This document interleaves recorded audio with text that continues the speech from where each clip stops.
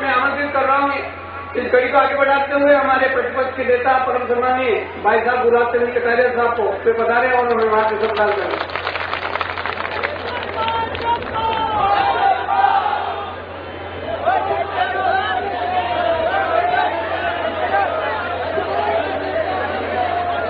और आज संकल्प यात्रा की नायिका और राजस्थान के पूर्व मुख्यमंत्री आदरणीय वसुंधरा जी, आदरणीय भूपेंद्र जी, राष्ट्रीय सचिव बहन किरण महेश्वरी, राष्ट्रीय उपाध्यक्ष, मेरे सभी मंच पर बैठे हुए राजेंद्र जी और सभी साथीगण, धन्यवाद के पधारे हुए सब मेरे पिताश्री और बड़े बुजुर्गों, माताओं बहनों, नौजवान दोस्तों, वसुंधरा जी की तरफ से मैं क्षमा चाहता हूं।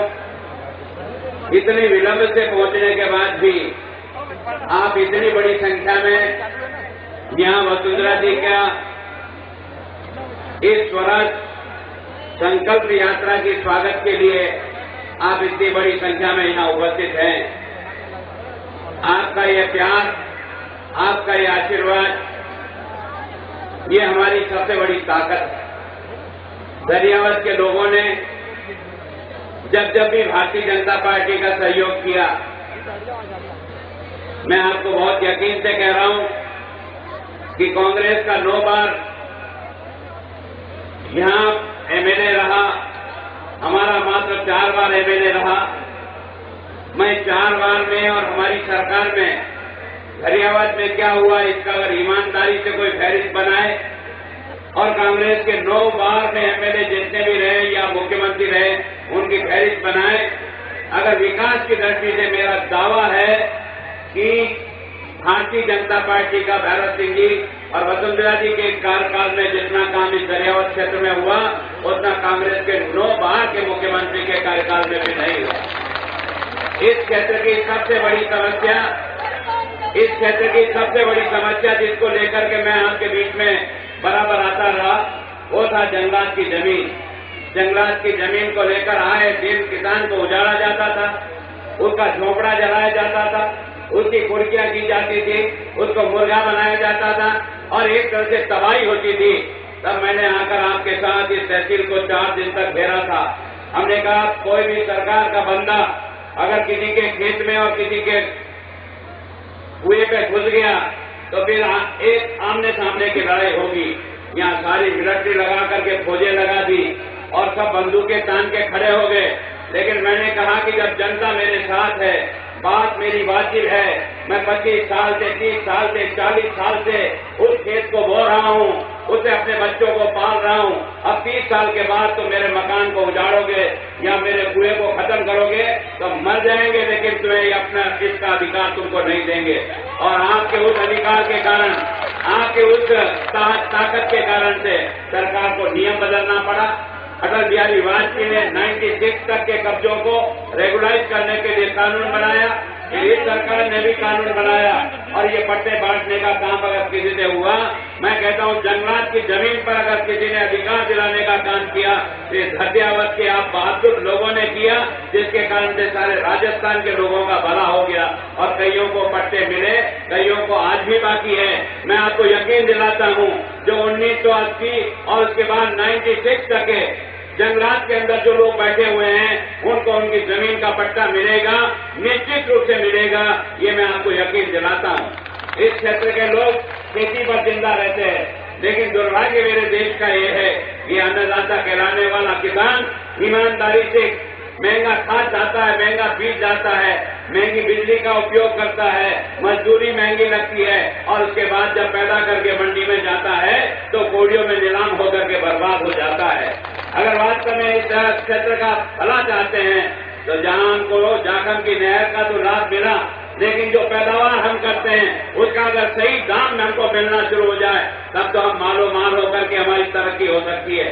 पर दुर्भाग्य इस देश में जब किसान गेहूं पैदा करता है तब भाव 1100 होता है, और जब किसान अपना गेहूं बेच देता है और अपनी बच्ची की शादी में वापस गेहूं लाता है, वो 1900 रुपया और 2000 रुपया क्विंटल में अपना ही कमाया हुआ गेहूं बहुत बड़े स्टेट से लेकर के आता है और बर्बाद हो जाता है। वो अंग्रेज ये नारा लगाती है हम 1 रुपया किलो में गेहूं देते हैं, हम 2 रुपया किलो में देते हैं। इसमें तुम जो गेहूं तुम्हारा है वो कितना ब्लैक हो रहा है, अगर तुम्हारे ध्यान में नहीं आता क्या कि तुम उसके नाम से जिस प्रकार की योजनाएं बनाते हो, उस योजना का लाभ उस आदमी को नहीं मिलता है, और आधा नहीं तो 3/4 गेहूं और ब्लैक में जाकर के बड़ी बड़ी फैक्ट्रियों में जाता है, और उसके कारण से लोग धन्ना सेठ बन रहे हैं, वो गरीब आदमी भूखा मर रहा है। तुम इतने सालों के बाद भी इस डिस्ट्रीब्यूशन के सिस्टम को तुम नहीं सुधार सके, और इस क्षेत्र में अगर सबसे बड़ा कोई तकलीफ हुई है तो हजारों बच्चे यहाँ आज एससीसी और बीएड में बैठे हैं। पिछले 4-4 साल से जब कभी किसी बच्चे का बीएड में और एसपीसी में नंबर आता है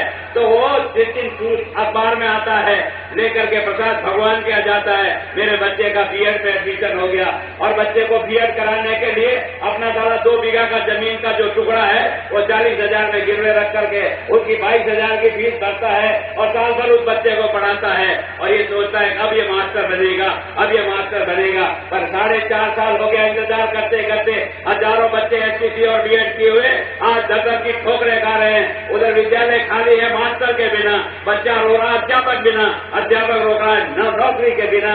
ये कोई राज है या तमाशा है? आज की तारीख में 1,14,000 पद खाली हैं। आज की तारीख में 1,14,000 अध्यापक के पद राजस्थान में खाली है। कहीं एक मास्टर से स्कूल चल रहा है, कहीं चपरासी से स्कूल चल रहा है, कहीं 10वीं का स्कूल 2 मास्टर चला रहे हैं, कहीं व्याख्याता नहीं है, कहीं अंग्रेजी का नहीं है, कहीं भौतिक शास्त्र का नहीं है। क्यों मेरे बच्चे का भविष्य बिगाड़ते हो? ऐसे राज को हटाना ये स्वराज्य का मतलब है। जब तक हमारे विद्यालय में अध्यापक नहीं होगा, जब तक हमारे हॉस्पिटल में डॉक्टर नहीं होगा, ये तेरी मुफ्त दवाई लिखेगा कौन? ये क्या चपरासी दवाई लिखेगा और मैं खरीद करके उससे अपने बच्चों को ठीक करूंगा? दुर्भाग्य है मेरे देश का। आज इस प्रदेश का इतने साल तक 4.5 साल तक जो कुंभकर्ण की नींद सो रहे हैं, अब कह रहे हैं खैरात है जो बांट दो। ये क्या तुम्हारा है क्या? इस जो आज का तारीख में ये राज का खजाना है, ये राज का खजाना किसी पार्टी का खजाना नहीं होता, न गुलाब चंद कटारिया का, न अशोक गहलोत का है।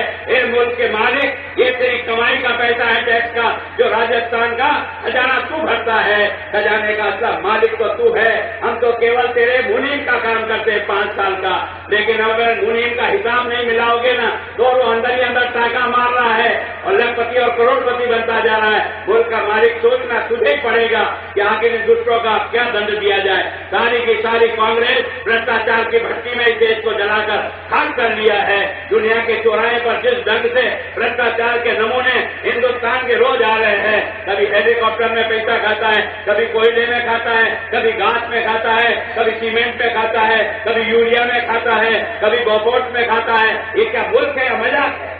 जिस पार्टी ने इस देश को इस बेरहमी से लूटा हो, मुल्क के मालिक तो ऐसा करना पड़ेगा कि आखिर इस देश को बचाएगा कौन? इसको बचाने वाले आप सब लोग इस रात के 9 बजे भी यहाँ अगर बैठे रहे तो मैं आपके चरणों में प्रार्थना करना चाहता हूँ, अगर इस मुल्क को बचाना है, अगर लोकतंत्र को बचाना है, अच्छा राज जाना है, 60 साल और 65 साल के बाद भी अगर वसुंधरा जी को अच्छे राज की कल्पना लेकर आपके बीच में अगर आने की जरूरत पड़ी, ये क्यों आवश्यकता पड़ी?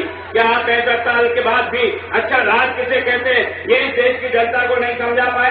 है ना, जिस राज को काम चाहिए उसको काम मिलना चाहिए, इज्जत के सबके साथ सलूक होना चाहिए, न्याय का मतलब निकलना चाहिए, हमारे क्षेत्र का विकास होना चाहिए, किसान को उसकी फसल का दाम मिलना चाहिए, बेरोजगार हाथों को रोजगार मिलना चाहिए। यही तो स्वराज है। हम लोगों ने उसे कायम करने का प्रयास किया, और मैं आप और बीच के वसुंधरा के बीच में ज्यादा समय खड़ा नहीं रहना चाहता हूँ, पर मैं मुल्क के मालिक, अगर इस देश में सुधार आएगा तो तेरे भरोसे आएगा। जब तक तू नहीं सुधरेगा ये सुधार कभी नहीं आ सकता।